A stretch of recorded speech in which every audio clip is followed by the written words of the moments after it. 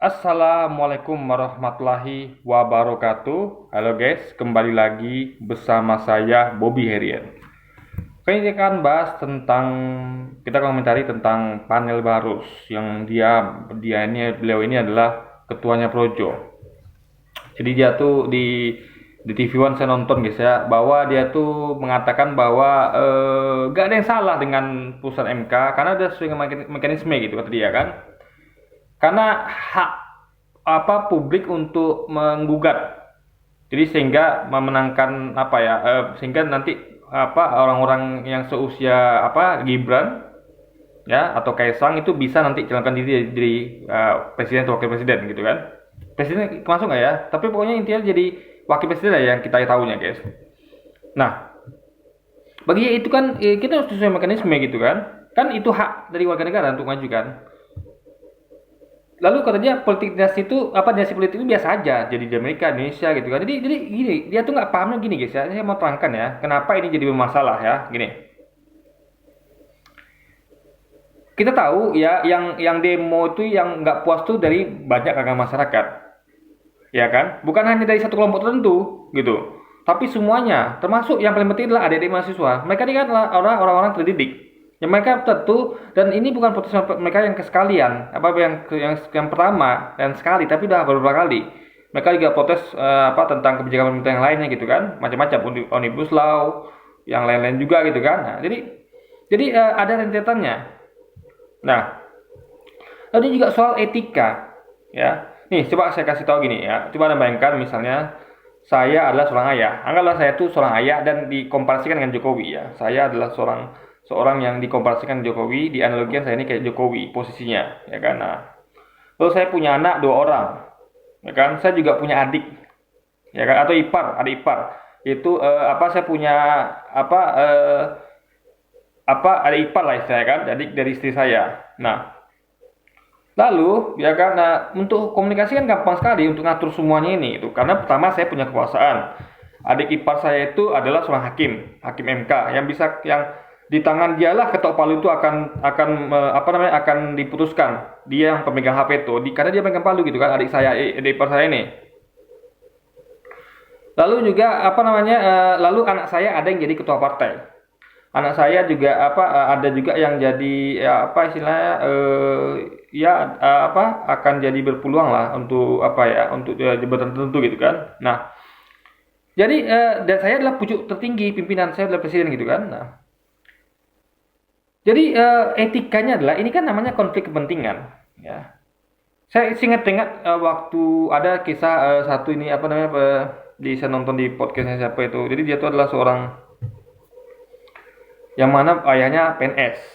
Nah, karena dia suka nyari uang, jadi berbagai macam usaha dilakukannya. Nah, kemudian dia tuh karena keahliannya dia dapat semacam proyek di pemerintah, proyek gitu kan. Dia tuh ya semacam mengajarkan lah cuci motor. Jadi dia cuci motor keliling. Jadi dia tuh dapat proyek di pemerintah, di mana dia tuh nanti akan intinya dia tuh proyek itu memperbolehkan dia secara legal dan sah karena memang dia ditunjuk, karena memang prestasinya dia berprestasi dia ditunjuk dia kan, lalu dia mengerjakan itu gitu, dapat bantuan dana ya, dan dia kerjakan itu, tentu dia proyek itu dapat untung. Nah, itu ayahnya tahu, ayah sama PNS yang lurus ya, dia ayahnya sama PNS yang lurus.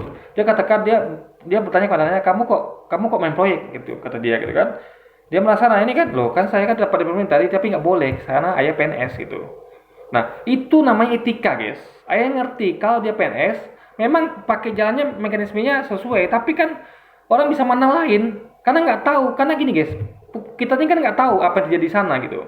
Nah, daripada nanti orang yang tidak, ya kita tuh harus hindari itu. Kan masih banyak yang lain gitu loh, cara lain gitu kan. Nah, sampai kayak gini contohnya misalnya gini ya. Misalnya kayak ini ada lagi kejadian guys ya. Ada seorang laki-laki, kakek-kakek udah tua, kakek-kakek sama nenek-nenek. Nenek-nenek ini istrinya ini kakak beradik, perempuan sama perempuan.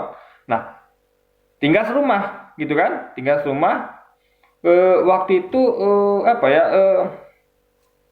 istrinya ada, ya kan? Istrinya ada, adik iparnya ada, dan juga anak-anaknya gitu. Tinggal satu rumah. Nah, ketika istrinya meninggal, itu kan tinggal adik istrinya. Nah, itu guys ya, untuk untuk menghindari fitnah dinikahi sama dia guys, sama kakek ini. Padahal dia bisa aja berkata aman saja, loh saya nggak mungkin macam-macam kok percaya sama saya gitu kan. Ya kan? Karena kadang kita juga kalau mau membuktikan dia macam-macam kan harus ada buktinya. Tapi dia untuk menghindari itu, kalau dia punya etika, kakek ini, dia nikahi itu. Karena dia nggak mau tinggal serumah.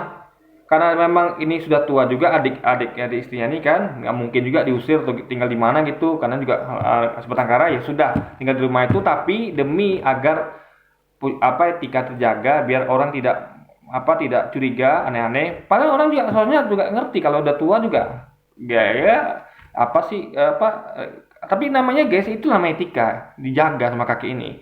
Dia menikahi agar tidak timbul persepsi di publik di tinggal setempat kalau dia tuh ada berzina dan segala macam lah dengan adik dari istrinya ini yang telah meninggal almarhum ini guys. Nah itu namanya etika gitu. Makanya apalagi ini adalah momen dimana kita mendengar bahwa ambisi politiknya begitu tinggi ya, dimana dibuktikan bahwa anak Jokowi jadi ketua dari partai. Jadi sudah nampak ambisi-ambisi itu gitu. Ya kan? Jadi ini sudah masuk ke politik dan momennya tuh harus, makanya guys ya, ini publik wajar curiga gitu. Jadi kata dia kan ini konspirasi, ya kenapa dibuat seperti itu gitu loh. Harusnya kan dihindari. Itulah namanya tuh adalah konflik kepentingan. Kalau Anda ya begitu orang akan menaruh curiga. Itu masalahnya. Makanya eloknya harus dihindari total hal seperti itu gitu loh. Kayak nggak ada aja yang lain gitu kan. Karena gimana pun Jokowi masih berkuasa. Kalau memang mau ya tunggu dia nggak berkuasa gitu.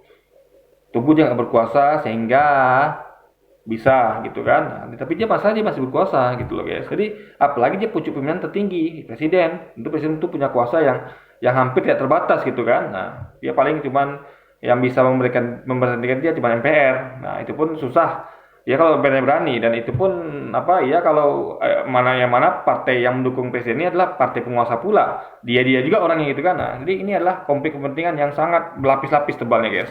Susah untuk dibenerin gitu kan. Nah, jadi ini adalah konflik kepentingan, masalah etika ya. Memang sesuai mekanisme, tapi kan gini, misal gini. Saya kan bisa saja nih. Anak saya tuh berkata, ya, saya pengen jadi cawapres. Ini ada peluang ya kan? Mungkin kakak atau abang atau adik sudah jadi ketua partai. Nah, saya pengen jadi cawapres. Nah, itu abang ipar saya sudah jadi wali kota Medan misalnya itu kan. Nah, kita bisa kan itu kan diputuskan di apa ya gitu kan di MK ya. Nah, kebetulan di MK itu ketuanya adalah paman saya gitu, adik ipar ayah. Nah, ini guys, percakapan antar keluarga ini bisa saja terjadi gitu loh. Makanya publik itu masih curiga gitu. Makanya memang suka mekanisme, tapi kan bisa diatur semuanya guys. Itu yang namanya konspirasi. Memang belum terbukti, tapi ya makanya jangan buat hal seperti itu gitu. Jadi orang tuh tidak menghubung-hubungkan. Coba bayangkan ya. Coba kalau hakim MK-nya bukan dari adik ipar Jokowi. Publik tidak akan ada yang narsis ini, tidak akan ada. Ya kan? Coba kalau si ini nggak jadi cawapres, nggak akan ada beginian guys. Coba kalau si satu lagi tuh nggak jadi ketua umum ini, karena momennya ini memang momen-momen politik nih. Jadi tentu ambisi ini tentu begitu menilai kok ada publik itu akan mencocokkannya gitu. Antara orang yang punya kuasa tertinggi dengan orang punya kuasa di hakim MK yang mengetuk palu sama orang yang hendak membutuhkan itu agar dia bisa lolos menjadi cawapres. Nah, itu poinnya. Nah, satu lagi yang nggak boleh dilupakan adalah sebenarnya gini ya, logikanya kalau misalnya ini bukti juga bahwa publik tuh sebenarnya sudah nggak suka sama Jokowi guys. Ya, itu Projo harus paham itu. Kenapa? Karena gini, logikanya kalau memang presidennya bagus, anggaplah presiden atau raja gitu kan. Nah, kalau presiden atau rajanya bagus, itu dia akan cintai rakyatnya, ya kan? Nah, jadi kalau misalnya raja ini nanti anaknya menggantikan dia, itu rakyat akan senang-senang saja. Tidak akan ada pemberontakan atau tidak akan ada demo di mana-mana gitu. Karena rajanya baik, anaknya baik gitu kan. Tapi kalau raja udah nggak baik, tentu udah malas sama anak cucunya, sama keluarga-keluarganya kan udah malas gitu. Ya kan? Nah, Coba Anda bayangkan, coba Anda pernah nonton film-film kayak misalnya kayak The Kingdom itu ya, itu kan Liu Bei itu kan diceritakan sebagai pemimpin yang coba Anda mainkan nih, Anda nonton film The Kingdom ya, biar Anda paham ya. Anda nonton film The Kingdom itu kisah kerajaan di Tiongkok kuno. Anda bandingkan antara Liu Bei sama Cao Cao. Nah, Liu Bei itulah pemimpin yang sangat adil, yang dicintai rakyatnya. Liu Bei. Satu lagi Cao Cao. Nah, Liu Bei itu ketika memimpin itu ya, itu pemberontakan apa tidak ada. Karena dia cinta sama dia, guys. Anda bayangkan ya waktu dia di apa namanya mau diserang kau, dia sampai harus mengungsi ya. Penduduk itu ya mau ikut dia. Sekitar berapa juta orang itu waktu itu ikut dia, guys. Padahal dia lagi dikejar sama kau gitu loh. Saking cintanya rakyat sama dia, dikejar gitu. Apa diikutin gitu kan. Nah, bahkan di banyak tempat itu ya bahkan ada orang tuh yang rela menyerahkan daerahnya kepada dia karena dia tahu ada pemimpin yang baik yang apa namanya orang tuh ikhlas. Jadi ketika dia hendak menaklukkan suatu daerah ya itu yang mau ditaklukkannya tuh rajanya dengan suka rela menyerahkan daerahnya pada dia karena dia tahu ini pemimpin yang baik gitu, nggak ada ruginya dia tutup menyerahkan daerahnya pada orang ini gitu loh. Nah, pemerintahan tidak ada. Tapi coba bandingkan dengan Kakao ya. Kakao ini ya sangat zolim sama rakyatnya, ya kan? Dia memang pakai tangan besi yang luar biasa, kejamnya, guys. Dia bunuh orang ketika lagi tidur. Kakao ini juga apa namanya membunuh orang lah, gampang bunuh orang, gampang berbuat tidak adil segala macam gitu kan. Nah, bahkan dia tuh pernah waktu itu ya apa namanya? Waktu dia tuh kekurangan makanan, jadi ketika perang itu dia kekurangan makanan kan. Yang mana itu kokinya mengatakan kita cuman berapa hari stok lagi cukup untuk 3 hari, nggak bisa harus untuk 9 hari gitu ya kan, karena pikiran kakao dia itu bisa menangkan peperangan dalam waktu 9 hari, dia butuh 9 hari kan. Nah, kata apa nih, aduh gimana cara baginya, lalu kata kakao pokoknya kamu kurangi jatah tentara ini ya pasukan itu, nanti saya tanggung jawab. Itu kan harusnya pemimpin itu kan harus pegang kata-katanya, tapi apa terjadi? Proteslah para tentaranya kan, apa ini kan, kok ini kita pergi aja lah, kita tinggalkan aja lah pasukan ini karena kita nggak dihargai gitu kan, kok makannya sedikit sekali, gimana kita mau bertempur dengan perut lapar orang tuh kan. Nah, kau ya dengan culasnya dia memanggil koki tadi, lalu dia katakan aku perlu kamu untuk mengubah keadaan ini gitu, sehingga dia bunuhlah orang ini. Lalu kepala digantung. Lalu dikatakan kepada siapa namanya, kepada tentara ini katakan bahwa dituduhlah orang koki ini sebagai korupsi. Lihat, gara-gara kalian ini kelaparan ya, kekurangan makanan itu karena koki ini korupsi. Dia mengambil yang harusnya jatah kalian, yang harusnya dimakan kalian. Tapi saya bunuh dia untuk biar kalian tuh bisa makan. Dan dikasih sama kakao semua makanan. Biar mereka tuh semangat bertempurnya. Nah, jadi mereka tuh targetkan menang 3 hari tuh gitu kan, 3 hari 2 hari, karena kan orang kan kalau namanya sudah makan udah tambah semangat karena kayaknya pemimpin berpihak sama dia kan, dia langsung semangat sehingga dia tuh bisa keluarkan apa namanya kemampuannya sangat luar biasa gitu. Nah, dan itulah lincnya beliau gitu kan, si kakao ini. Jadi dan itu di zaman dia tuh banyak jadi pemberontakan, zaman dia itu kan pemberontakan terus menerus terjadi pemberontakan, banyak orang tuh yang hendak bunuh dia gitu kan. Ya berkelompok untuk bunuh dia, untuk menjatuhkan dia gitu kan. Nah, ini orang tuh guys bahkan ketika anaknya pun begitu juga gitu kan, banyak nggak suka gitu, banyak ingin menjatuhkan gitu kan. Nah, intinya adalah makanya orang nggak heran ya, jadi kenapa orang tuh nggak mau melihat dinasti politik pada keluarga Jokowi, karena Jokowi nggak bagus mimpinnya, makanya orang aja udah malas tengok dia, apalagi nih sama anak-anak sama menantunya gitu kan. Nah, itu juga poin jadi pengaruh, guys. Kalau Jokowi ini kinerjanya bagus ya, dia tidak main gusur ya. Dia dulu dia tidak pernah janji ya. Dia berpihak pada rakyat. Itu tidak akan terjadi hal beginian. Dia buat pun dinasti politik ya, kita tidak ada rakyat itu tidak ada masalah rakyat itu. Karena rakyat cinta sama dia, itu bukti bahwa rakyat sudah tidak cinta lagi kepada Jokowi. Yang cinta kepada dia siapa? Ya hanya Projo aja. Orang-orang pendukungnya aja yang cinta cuman. Rakyat itu sudah muak, guys ya. Rakyat itu sudah muak sama pemimpin yang seperti ini yang tidak berpihak pada rakyat. Itu. Jadi jangankan anaknya, dia aja orang udah nggak mau mimpin gitu loh. Ditambah pula nanti anak-anaknya, ya orang tambah enek lah gitu kan. Itu logika dia. Jadi kalau Kalau ada seorang raja ya, raja itu tidak puas penduduknya, demo di mana-mana, di kalangan intelektual. Mahasiswa itu kan intelektual, ya. Lalu apa kayak Rocky Gerung itu kan apa namanya apa intelektual juga dan banyak intelektual lainnya ya kan. Kayak saya Didu, kayak siapa lagi? Kayak siapa? Ya apa Mantul Rusi dan segala macam gitu kan. Nah, itu semua adalah intelektual gitu. Bahkan dari mantan tentara juga Pak Gatot Nurmantio dan lain sebagainya, ulama juga kan, protes juga. Jadi emak-emak dari semua kalangan, dari dari para dokter ya kan, buruh, tani, orang-orang yang di Wadas itu ya kan, di Rempang, dari kampung adat, semuanya protes kepada Jokowi, pada pemerintah Jokowi, kepada Presiden Jokowi. Nah, di Korea dia sudah muak sama pemimpin seperti itu ya, sehingga ketika dia nih mau tidak memimpin lagi nih rakyat senang nih, euforia, karena rakyat pengen perubahan, makanya Anies itu di mana-mana rame, karena orang pengen perubahan. Udah cukup kita merasakan selama 10 tahun ini begini kan, Indonesia kita ini dikelola dengan tidak baik, orang sudah muak. Akhirnya kita bisa bernapas lega, alhamdulillah nanti Jokowi tidak memimpin lagi. Udah senang nih, rupanya masuk lu anaknya lagi. Itu yang bikin bikin makanya orang tuh nggak suka pada dinasti politik. Kalau jadi sebenarnya bukan masalah dinasti politiknya juga, tapi masalah ketidaksukaan publik kepada keluarga ini gitu guys. Karena ayahnya bermasalah gitu kan, mimpin negeri ini. Ditambah pula nanti anaknya. Jadi kita tuh seperti kayak neraka, nggak habis-habisnya gitu guys. Bapaknya udah bapaknya udah tidak lagi berkuasa, nanti anaknya lagi. Nah, itu menantunya lagi, omnya lagi. Coba bayangkan. Apalagi MK berapa kali buat keputusan kontroversial kan MK kan.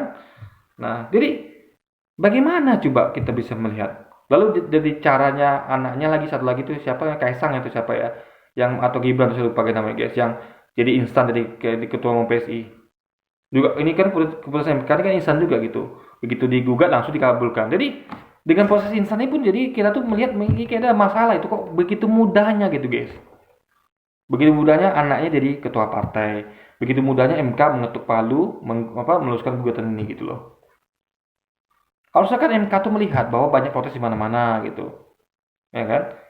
Dan dia harusnya paham, oh ini momen ketika ada keponakanku Tasi Gibran saya lupa tuh Tasi Gibran Tasi Kaisang jadi cawapres, ini momennya nggak tepat ini. Harusnya dia minimal dia tunda dulu gitu kan, karena nanti publik akan mempersepsikan kalau ada apa-apa di sini gitu loh, karena aku nih omnya. Harusnya kan gitu, dia sebagai hakim MK tuh berpikir itu kan, logikanya jalan harusnya, etikanya harus dijaga. Ini momennya, jadi sesuatu kayak nggak kebetulan yang kayak sudah setting gitu. Makanya orang menghubungkan dengan konspirasi gitu loh. Ya salah Anda sendiri, kenapa Anda buat rangkaian seperti itu gitu loh. Paham nggak logikanya? Ya, ada presiden yang pegang kekuasaan, lalu ada hakim MK yang merupakan adik iparnya, lalu ada anaknya lagi yang hendak butuh hakim MK ini yang karena putusan dia lah yang bergantung itu lah sehingga dia bisa lolos jadi calon wakil presiden. Lalu ada anaknya lagi yang jadi ketua partai dengan cara instan. Nah disitulah prosesnya yang membuat publik tuh bertanya, ya salah sendiri kenapa buat hal seperti itu. Harusnya kan dia cerdas, dia harusnya berkata kepada anaknya, anak-anakku ya, kalian itu kalau mau masuk di ketua partai ya ikutilah prosesnya, jangan mau instan. Ya kan? Sama kayak gini misalnya, Anda tahu nggak banyak pengusaha-pengusaha besar-besar itu ya, ini ngomong pengusaha nih ya, bukan masuk politik, tapi pengusaha ya. Pengusaha aja begitu, apalagi politik harusnya. Jadi ada seorang pemilik perusahaan, itu dia yang baik itu ya anak itu nggak langsung jadi menjabat posisi tinggi, disuruh anak lu di bawah, misalnya kayak itu anak Marta Tilar itu anaknya cerita di podcast saya dengar tuh anaknya itu di bawah dulu kerjanya guys, dari gudang dulu, betul-betul di bawah sekali. Sehingga anaknya tuh akan merasakan bagaimana karyawan bekerja segala macam, lalu naik tingkat sampai jadi big boss. Jadi prosesnya nggak instan, nggak langsung ujung-ujung langsung jadi ketua partai gitu kan, langsung ujung-ujung jadi CEO nggak. Ada proses, sehingga orang meskipun orang nilai kan ini wajar anaknya, tapi dia masih punya etika, masih punya masih punya istilah itu, masih punya rasa gitu. Jadi karyawan tuh akan merasa bahwa anak ini layak jadi pemimpin nih CEO. Pertama ya dia memang anaknya dia yang punya, wajar dong. Tapi orang akan bertanya kalau dia tuh langsung jadi CEO kan, apa sih kapasitasnya? Oke lah dia mungkin sekolah tinggi di Amerika atau di Eropa. Tapi dia tahu nggak kerja kita di bawah ini? Nah, tapi kalau dia sudah menjalani apa yang dikerjakan karyawan, tahu dia seluk-beluk bekerja, dia pun menapaki apa jenjang karir ke atas sampai di CEO, orang dia akan mempunyai legitimasi yang sangat kuat, guys. Nggak bisa dibantahkan. Apa coba karyawan mau protes, yang mau disanksikan karyawan? Dia sudah teruji kualitasnya kok, ya kan? Karirnya cepat menanjak karena dia kualitas gitu kan. Memang dia anak itu, tapi dia buktikan dari bawah dia memang melaju dari bawah dia, guys. Gitu loh. Jadi itulah namanya legitimasi yang orang tidak akan mau sanksikan lagi. Tapi kalau kayak ketua partai Kinstan itu kan orang sanksi. Apa sih kapabilitasnya? Diadu sama yang kader paling bawah PSI, kayak yang dulu-dulu yang pernah keluar itu ya, siapa namanya itu, saya lupa beberapa orang itu belum tentu dia lebih hebat apa dalam skala politiknya dibandingkan orang ini gitu loh, yang pasti sudah menang pengalaman, yang pasti tuh jelas-jelas siapa nih anak Jokowi ini tidak punya pengalaman di politik ya, apa dalam partai gitu. Nah, pasti kalah pengalaman minimal. Nah, di situ pengalaman itu kayak ilmu, guys. Jadi ilmu itu bukan hanya dapat dari teori tapi juga dari pengalaman. Jadi di sini yang kita publik tuh berapa? Jadi intinya adalah kalaupun dia kinerja Jokowi itu bagus, publik tidak akan masalahkan dinasti politik ini. Tapi dinasti politik ini bermasalah ketika publik itu sudah nggak puas dengan kinerja bapaknya, yaitu Jokowi. Sehingga anak-anaknya, menantunya pun udah malas kita lihat gitu. Itu kan, oh dia lagi, keluarga dia lagi gitu ya. Bapak apa ayahnya aja kita tidak puas dengan kinerja, ditambah pula anaknya. Itu jadi masalahnya begitu, guys. Paham lo kayak pikirnya ya. Nah, ini tanda-tanda kalau publik itu udah gak suka lagi sama Jokowi. Dari dulu lagi bahkan. Nah, mereka tuh sudah mau bernapas lega ketika Jokowi tidak memimpin lagi nanti di 2024 udah diganti presidennya. Karena dia nggak bisa lagi dia naik kan karena udah 2 periode. Nah, sekarang kita haruslah berhadapan dengan anaknya. Ya kan, kalau anak jadi cawapres. Nah, ini loh, nanti kalau bisa lagi nanti anaknya itu jadi capres bahkan kan berapa tahun ke depan. Nah, jadi publik tuh langsung tingkat bayangkan akan bapaknya. Aduh, ini anak jadi kan kayak berbahasa like father like son gitu kan. Nah, itu yang publik tuh takutkan. Nanti kita kan, apalagi yang takut tuh bukan hanya kita tapi rakyat yang memang merasakan, kayak rakyat di Wadas sana, yang di Rempang, yang di mana-mana, yang rumah digusur. Itu yang akan merasakan, guys. Mereka tuh udah enek gitu dipimpin oleh pemimpin yang seperti ini gitu loh. Maka mereka merasa udah cukup lah bapaknya aja, jangan lagi anaknya, jangan lagi ada omnya, jangan ada lagi ininya. Tapi kan terjadi, ada bapaknya yang berkuasa, gak cukup di situ ada anaknya di ketua partai, gak cukup lagi jadi ada omnya jadi apa, ada ipar atau omnya jadi ketua MK, hakim MK, ada lagi siapanya lagi mau jadi cawapres. Makanya ini adalah seperti mimpi buruk bagi rakyat yang tidak berkesudahan. Jadi dinasti politik itu akan menjadi bagus kalau memang pemimpinnya bagus. Tapi pemimpinnya nggak bagus, orang tidak akan suka dinasti politik. Sama kayak kalau rajanya bagus, ya itu dimimpin, bahkan orang tuh mimpin 7 tahun pun rakyat kan setuju, ya kan? Tapi kalau bapaknya sudah nggak beres, masa itu sudah nggak bagus kinerjanya, tidak adil segala macam, orang tidak mau lagi anaknya naik, udah cukup lah bapaknya aja gitu kan. Kalau bisa digantilah itu rajanya dengan lain gitu kan. Nah, gitu poinnya, guys. Jadi ketua projo ini harus paham. Nah, dia sebagai pendukung projo harus paham bahwa ya silakan dia dukung sendiri gitu. Orang udah enek sama kepemimpinan dari Presiden Jokowi. Orang pengen ganti dan orang nggak mau itu berhubungan lagi sama keluarga Jokowi. Udah cukup kita rakyat tuh merasakan kesusahan, menderita dengan harga barang-barang yang melonjak naik ya semuanya ya, minyak sampai segitu harganya, sampai 10.000 per liter, dulu hanya sekitar 5 ribuan, ya kan? Harga beras naik, minyak goreng naik, semua naik, ya kan? Nah, ini sudah pekerjaan susah, pengangguran di mana-mana gitu kan. Nah, ini publik tuh rakyat nggak mau lagi hal seperti itu. Jadi sudah enek, udah cukup lah ayahnya saja yang berkuasa, jangan lagi sampai anak-anaknya kita juga gitu kan. Karena ini seperti mimpi buruk bagi rakyat, guys. Makanya kita tuh jadi alergi dengan kata-kata dinasti politik ya karena pemimpinnya begitu.